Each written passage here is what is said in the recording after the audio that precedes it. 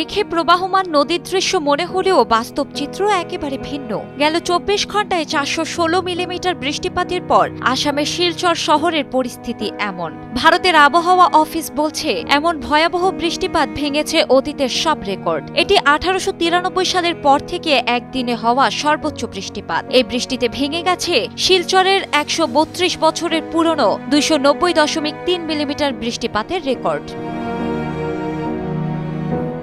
পরিস্থিতি আরও জটিল হচ্ছে উত্তর পূর্ব ভারতের অন্যান্য রাজ্যেও। গত ৩ দিনে ভূমিধস ও বন্যা পরিস্থিতির কারণে কমপক্ষে ৩৪ জনের মৃত্যু হয়েছে। টানা বৃষ্টিতে প্লাবিত হয়েছে আসাম ও অরুণাচল প্রদেশের সীমান্তের একাধিক এলাকা।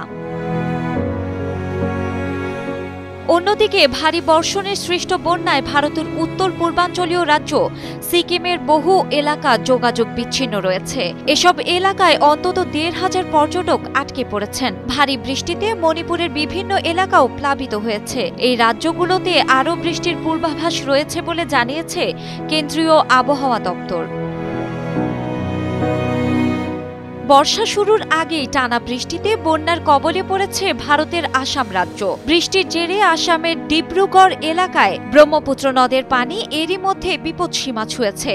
লখিমপুরেও সুবানশিরি নদীর বৃদ্ধি পাওয়ার খবর পাওয়া গেছে। সব মিলিয়ে পানি বেড়েছে রাজ্যের ৭টি নদীতে। ইতোমধ্যে আসামের ২০টি জেলার প্রায় ৪ লাখ বাসিন্দা বন্যার কারণে ক্ষতিগ্রস্ত হয়েছেন। এই পরিস্থিতি আরও খারাপ হতে পারে বলেও আশঙ্কা করেছেন রাজ্যের মুখ্যমন্ত্রী হিমন্ত বিশ্ব শর্মা। টানা বৃষ্টিতে এরই মধ্যে প্লাবিত হয়েছে আসাম ও অরুণাচল প্রদেশের সীমান্তের একাধিক এলাকা। সেখানে আটকে থাকা বাসিন্দাদের উদ্ধার করেছে ভারতীয় বিমান বাহিনীর সদস্যরা।